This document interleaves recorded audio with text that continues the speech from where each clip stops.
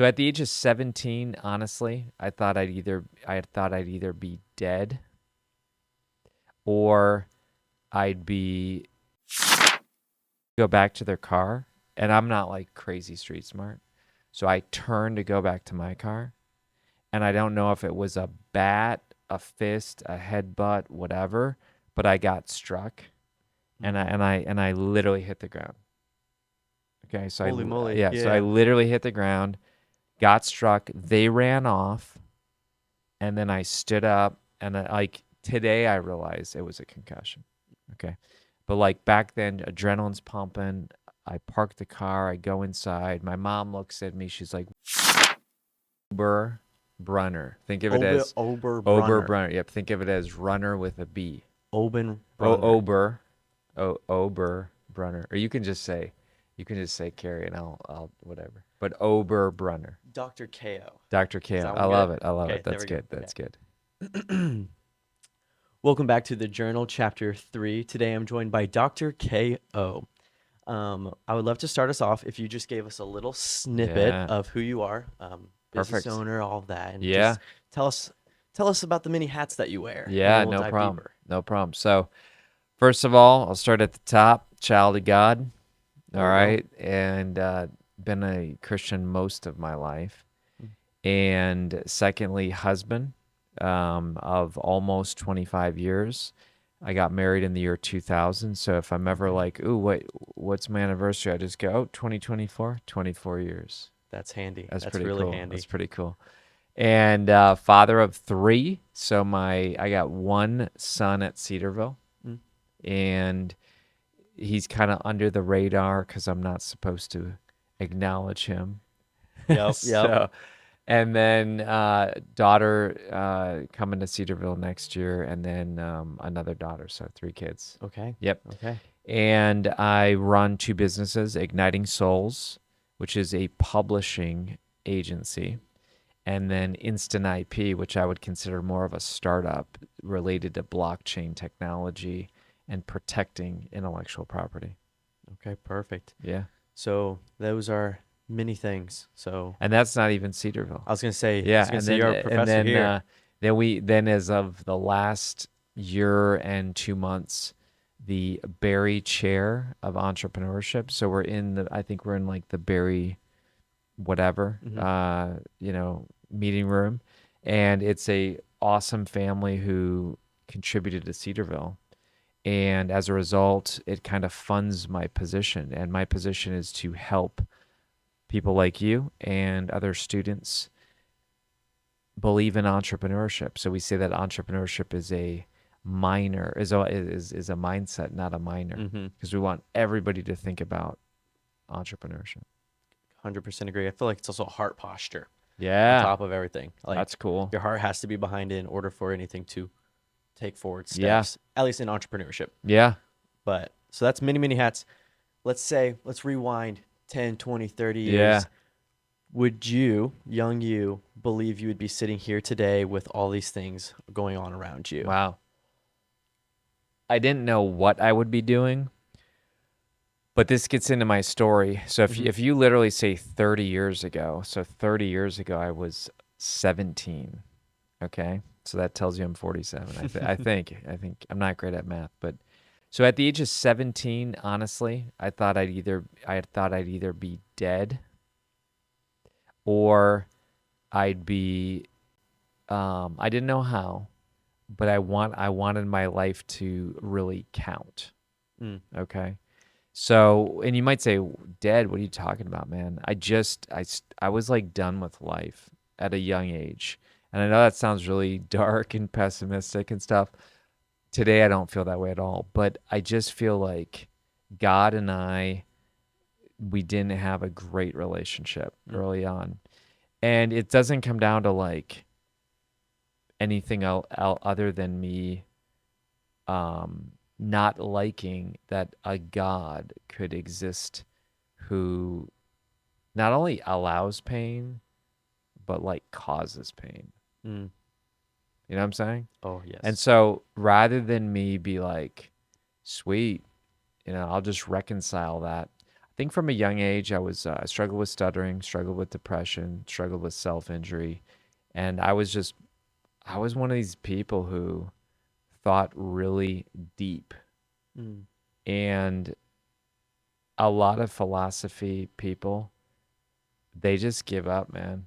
Like, I'm just Yeah. being real. Yeah. Like I'm being real. Like if you really think deeply about things, so let's just say most people have their midlife crisis at 40. I had my midlife crisis at 15 Wow. Okay. and 16 and 17.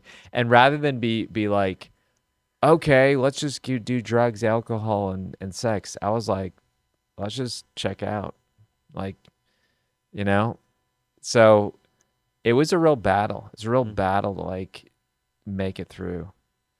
And then when I made it through, a gentleman believed in me at the age of 17, 18. His name was Carl. He's still alive today.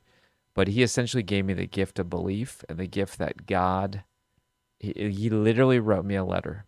I did not know him, but he heard about my story. Mm. So as a 17, 18-year-old, I, the week before wrestling finals, Okay. okay, so it's a true story.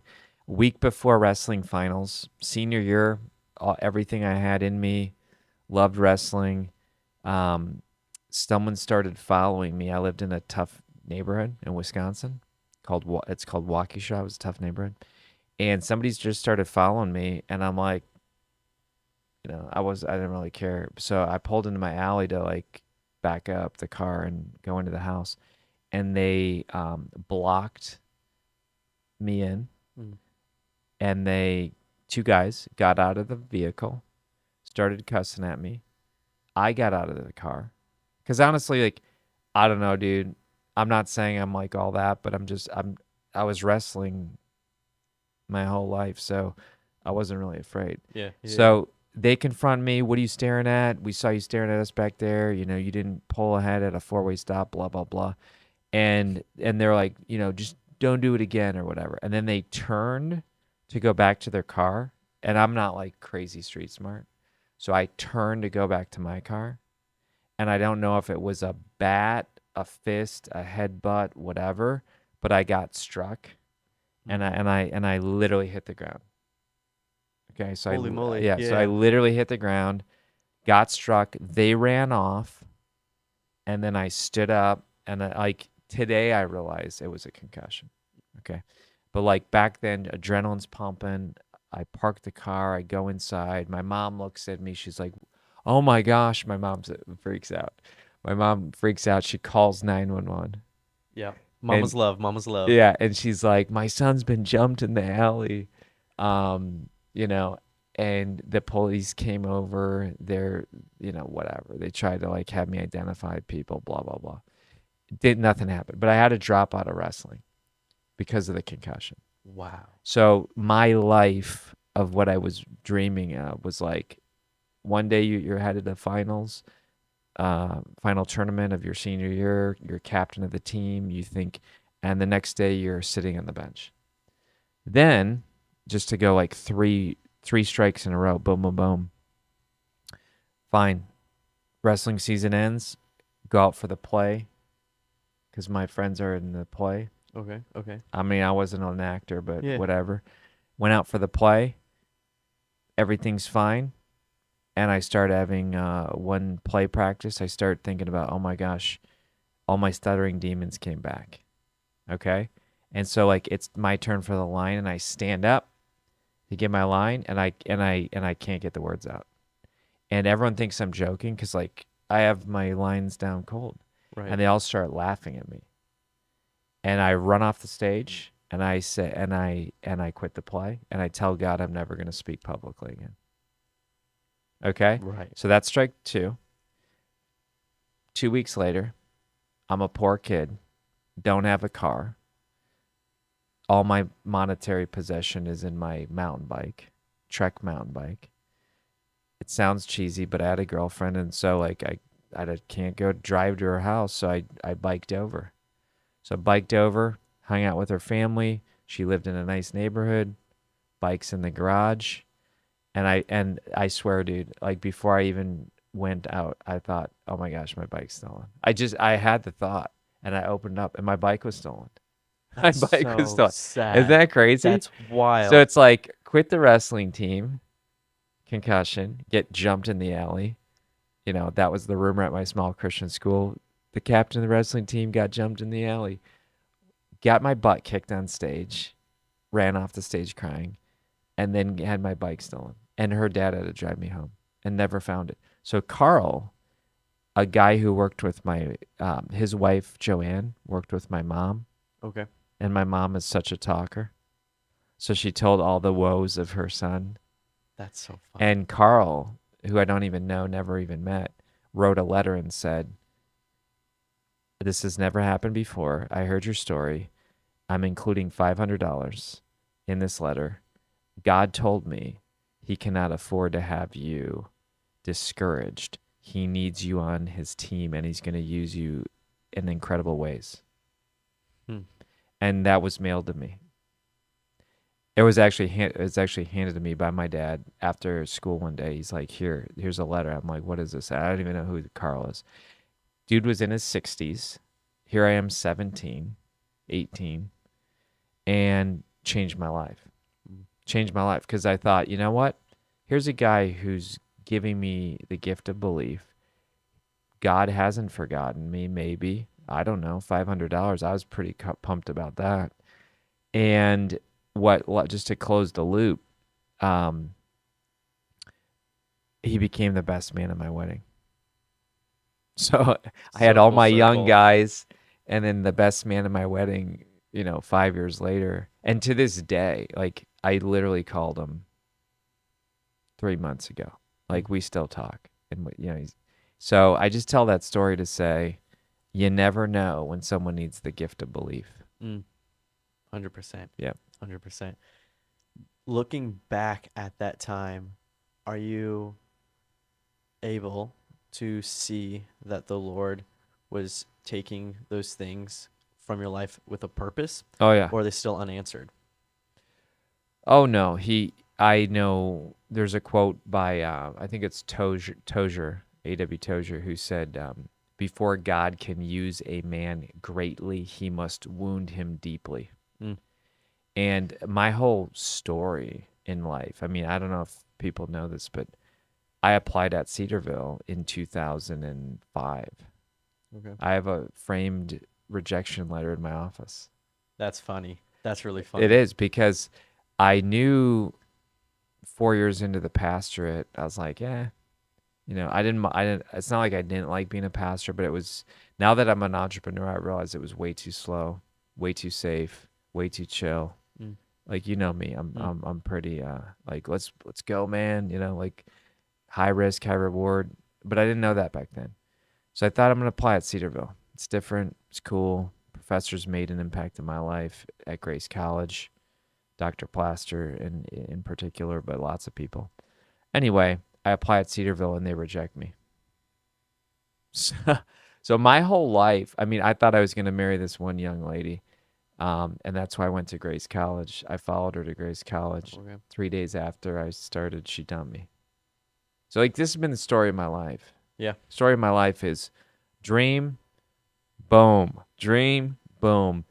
But there's two ways to view that. One is God hates you, God's against you, God, um, you know, loves pain and loves causing you pain. The other thing that I now believe is nothing good happens without pain. Mm. And I know that sounds crazy, but I think I've shared with you, I do like some crazy cycling, right? Like French Alps, this, uh, even during Cedarville, I did a 200-mile day ride. Like I do crazy hard stuff in life and physically because like that is the only way that you have breakthroughs. One person said everything you want in life is on the other side of pain, or like every growth opportunity is on the other side of pain. Like you have to have pain. And so I actually self-injury is a form of self-pain, but it's a very selfish form of self Mm. pain. And most people don't want to hear that. Like I rarely tell that to people, but I've talked to a few self-injurers in my life. One person I talked to, I could just tell. And I said, "You're obsessed with yourself." And normally, and the young lady like freaked out. She's like, what are you talking What do you about?" mean? Yeah, Yeah. I hate myself. What are you talking about?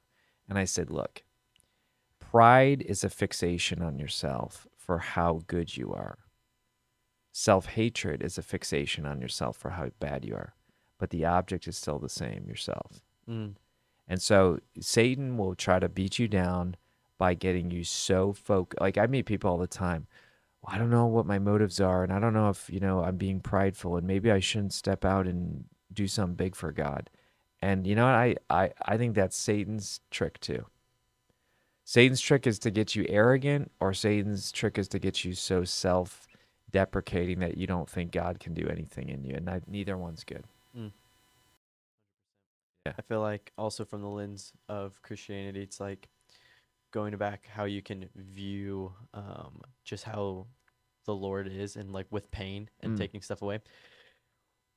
We are not promised anything great. that's Like right. it's the Look at complete look at the opposite. disciples, right? Yeah. Yeah, complete opposite. And if anything is like if we find our identity in our bike or wrestling, he's going to take those away from us. Yeah. Or And relationships or whatever, right? exactly, Yeah. no matter what it is, but it's like he's going to take those things from us so that we have to desire him in Yeah. order to continue stepping forward. That's good. That's deep. But that I and in my own life too, I've seen that too. So whether that's for me, it was like I have a big health story, and it's Mm. like I things that I not necessarily took for granted, but it's just like now being in the position where I'm fully healthy, it's like, wow, Yeah. like I can see why those awful moments were so cherishable, Yeah. which is those words contradict each other. And like, I think that's just how that the Lord works in those That's huge. circumstances.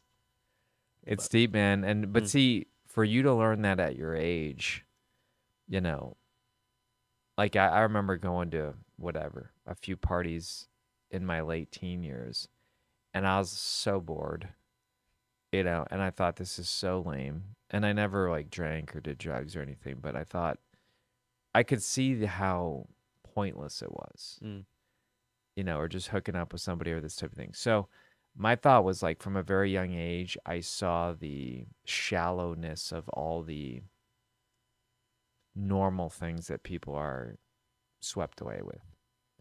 And that's not, ooh, I'm all that. That's actually like, that's probably why I thought about suicide a lot because I thought, that's just distraction. So there's a great quote by Pascal, and he says something like this. He says, all of all of the evil in the world exists because of man's inability to sit quietly in a room by himself. Because if he would be so bored that he would have to find a way out. In other words, Pascal, this is before the internet, before TV, before iPhones. Pascal looked at life and said, even in his day, wow, everyone is being distracted on purpose. And if they were able to shut down the distractions, they would be so bored that they would actually have to figure a way out. And so I was absolutely bored with life from a very young age. I remember coming to my parents and being like, I'm bored. And it wasn't like, I mean, we didn't have gaming systems. I actually, in fact, I didn't even grow up with TV. But in a way, that was a good thing. To be so bored that you have to figure out a way. And now I'm not bored at all. Now I'm like, oh my gosh, where'd the day go? time. Wish we had more of it. Yeah. Yeah. I think, yeah, I'm with that thought in the back of my mind. I just instantly think of today's society and like kids with iPads, Mm. kids with this. It's like, I don't know if the right word's scared, but I'm worried for the Mm. future in that aspect of Oh people yeah. aren't going to have like I mean they're going to turn to everything but the Lord, or they're going to Yeah. turn to anything and everything possible for just any kind of stimulus. We're moving into a way, not to freak people out, but I study a lot of futuristic things. Some of my authors, one of them's Peter Diamandis, and the dude is like the cutting edge futurist. Like he's tight with Elon. I mean, it's That's so crazy. cool. That's so cool. Yeah. And where we're headed with transhumanism.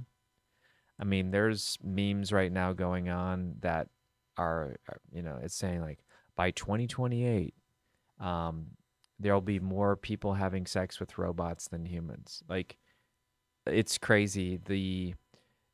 You know, this gets into a little theology, but the flood, God stepped in when he said there's too many lines being crossed. And if you study Genesis 6, the daughters the daughters of God and the sons of men, or vice versa.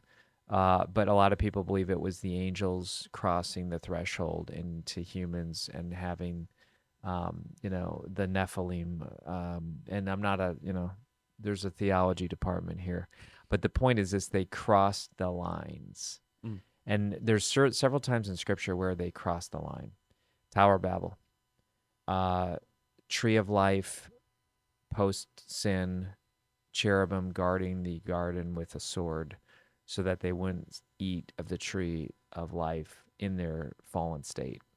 You see these thresholds where it's like man, human comes up to this threshold and God's like, that's enough. And I feel like, AI is a tool. I'm not saying AI, ooh, we've crossed the line. But you come into this point where you literally see humans and machines integrating, Mm. and you wonder, are the lines going to get so blurred that God will step in again? Yeah. Show his wrath again. Mess it, do some, like reset the whole world. You wonder. And I'm not like a fatalist. I'm not an anti technology. I mean, I'm actually I love technology. I Mm. love instant IP, protecting ideas with blockchain technology.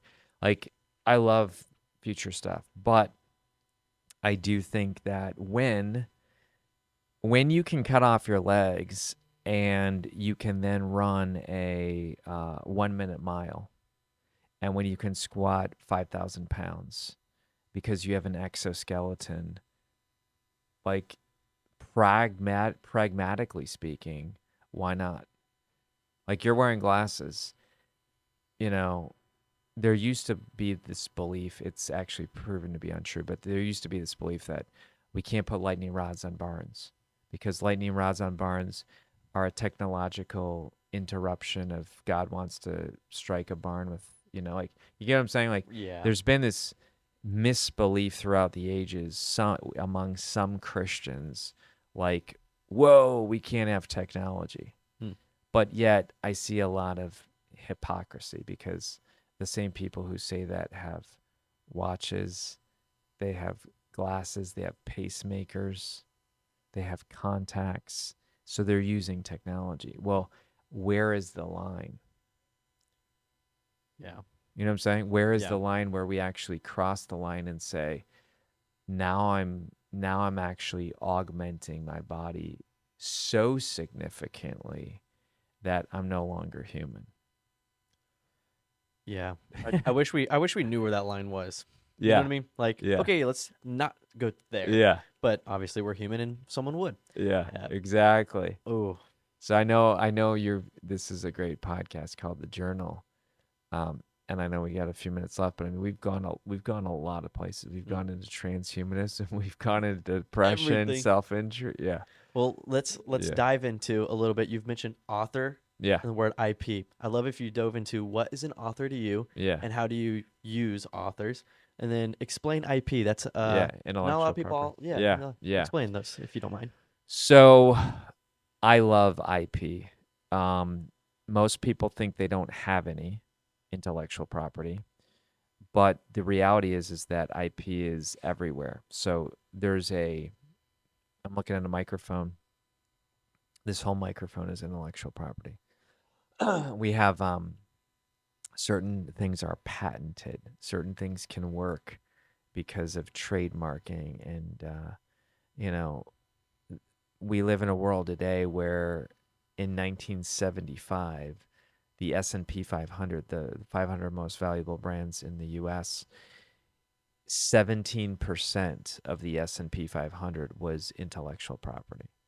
So that means Mm. 83% of the S&P 500 was chairs, uh, microphones, bricks, mortar, this type of thing. Well, today the S&P 500 is 90% intellectual property. So that means like my Apple phone, 10% of the values in the parts and pieces, 90% in the IP. Hmm. And so we live in a world today that because of the internet, you can move property with clicks of a button, Yeah. you know? And so most people think, oh, I don't have any IP. But the reality is, like, even your podcast, the name is intellectual property. The structure, the format, the Mm-hmm. fact that you said at the beginning, hey, I do this thing where I say, what makes you you? Yeah. Like, that's IP. So IP is technically anything that is a differentiator in your brand business. And if you say, well, I don't have any differentiation, A, you're lying because otherwise you're like every other business, or B, you haven't gone deep enough. Mm-hmm. So, like Eve's Original Sin Cookies, one of our entrepreneurs here, Yep. that's a lot of IP. So, A, uh, she couldn't register the name as an LLC if somebody had that name in Ohio. So she created a unique name. She owns a unique domain name. She has a unique logo. She has a unique process. There's so many things that are IP, but unless you identify it, organize it, and protect it, it's almost like having hidden Rembrandts in your business attic that nobody knows about, not even you. So, authors, I used to think up until 2018, oh, I'm a book publisher because I am, or I'm an author. Well, once I started realizing, you know what? Uh, Start with Why by Simon Sinek, The Golden Circle, Why, What, How. Like, that's all IP. Or Jim Collins, Good to Great, The Hedgehog Principle, that's all IP. So once you start realizing, like, Harry Potter is totally IP, then they license their IP and they have a Harry Potter in Universal Studios. Like, everything, when you really get down to it, is intellectual property. And therefore, protecting it is super important. The old way of protecting it took way too much time and money. Mm. Patents, $30,000, 1 to 3 years. Trademarks with a lawyer, $3,000, 12 to 18 months. With Instant IP, the new technology we've created, it takes 30 seconds and $97, and it creates a smart contract, which creates a digital, immutable timestamp. So what that means is that all intellectual property is based on, hey, I was there first. And so when you create an idea, tie it to the blockchain, boom, you've created this immutable timestamp, and no one can come before you or after you and say, hey, and no one can come after you and say, hey, I thought of that first. Yeah. You said like just being there before someone else, or being able to be there while there's a processing time. And I know just a little bit from just what you've shared, but why did you come up with this idea? Why is it important for Yeah. you to secure your idea? Yeah.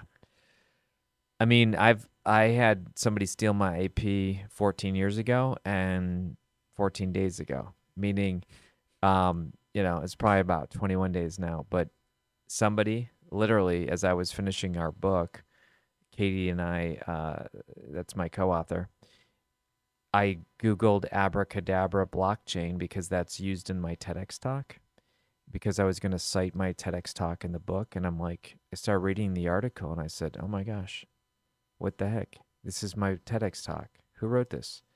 And I thought, and it was this guy named Sergi in Georgia, like the country of Georgia, and he's a filmmaker. And I wrote on the article, uh, glad you like this idea about protecting intellectual property and not stealing other people's ideas. Not cool that you stole the idea. My team and I worked very hard on this concept. Please either give us credit or take it down. In 12 hours, he had, on his time zone, woken up, responded on LinkedIn. Oh my gosh, I'm sorry. I didn't mean to steal this. I went to AI to write an article. Oh yeah, I don't know if I told you. Mm. So he said I went to AI to write an article, and it grabbed your TEDx talk and didn't quote you. And so like this is the world, like if we thought intellectual property was important before AI, it's massively important now. Mm-hmm. AI is people are trying to get AI to own intellectual property. And so there's a big debate right now in what's called the USPTO, the United States Patent and Trademark Office, where can AI own intellectual property? So I would say if you're a creator, if you have a business, if you are an author, if you're a musician, you better protect your IP. And how do you protect it? You can pay for the big fence. The big fence is a patent, a trademark, a copyright, or you can use a first layer and a fast layer called instant IP. Mm. Yeah. Yeah. I think those, like, once again, I think it goes back to even like the beginning of your story. Pain. Something Yeah, was taken. exactly. Something was taken. Exactly. There's pain there. And that's honestly where entrepreneurship exists is when someone has pain, i.e., a problem, and they need to solve it. And so whether it's post-it notes, Spanx, glasses, contacts, rockets, you know, electronic cars, that was a problem. Mm. And the entrepreneur came up with a solution. But you have so rather than seeing pain as something you run from, you resist, and maybe that's how we, close the podcast today is like that's how you land the plane. Pain is actually a gift in business too. Mm. Because I mean, think about it. Why do people go to a barber shop? Because hair gets in their eye. They want the pain of continuing to flip their hair back, like they need it cut. Like Yeah. everything in life is comes out of pain. Yeah. I'd love to finish with one question, Yeah, if that's yeah, okay. And that question being, so I have my own story. I can speak into other people's life because of that story. You have a insane story, yeah, lots of pain. yeah, What would you say to those people who are 15, 16, 17, going through similar pain that you went through, or yeah, even older, getting rejected? yeah, What is some advice now where you're sitting in a position where you can look back and see that pain yeah, be fruitful? What is the advice that you would give to people in those moments of yeah. pain? I've often thought about that. What if I would have, you know, committed suicide at 17, 18? Mm.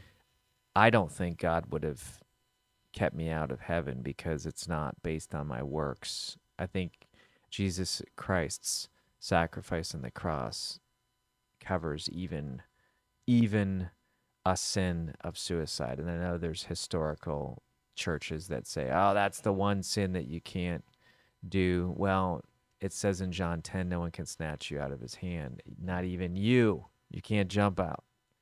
So here's what would have happened. I would have gotten to heaven, and God would have said, "Hey, Kary, look at all I had planned for you." And it would have been like my kids, my wife, you, my students, my books, my businesses. And he would have been like, "You got here too early. What's up with that?" In other words, God's not finished with you yet. I have so many blessings. I think you were in class the other day where I've never done this. I've never even cried in my adult life pretty much. And I just started crying in class and I'm like, "Why the heck am I crying?" I think I was overwhelmed with God's with gratitude, Mm. cuz in my story I had told the story about how I was trying to make it as an author and get a publisher to publish me and it wasn't working. And then I helped this person who couldn't help me at all, who has special needs, can't even talk, can't even walk. And that's what got me into be an audience with the publisher. And I think I was overwhelmed with emotion because I'm like, wow, that's grace. Grace is where you don't even deserve it. It's an unmerited favor. It's a gift where you didn't even, and that's if you truly see grace for what it is, you're like, wow, Mm. Agree. yeah, Agree. Well, thank you for joining on this. I appreciate it. it's a great podcast. Appreciate it. Well, this is chapter 3 of the journal with Dr. KO and his life story and ultimately how the transformational pain in our life can produce fruit Mm, later on. awesome. Perfect. Thanks, everybody. Thank you. Cool, man. Perfect. Good. That was Thank good. you. That was Thank good.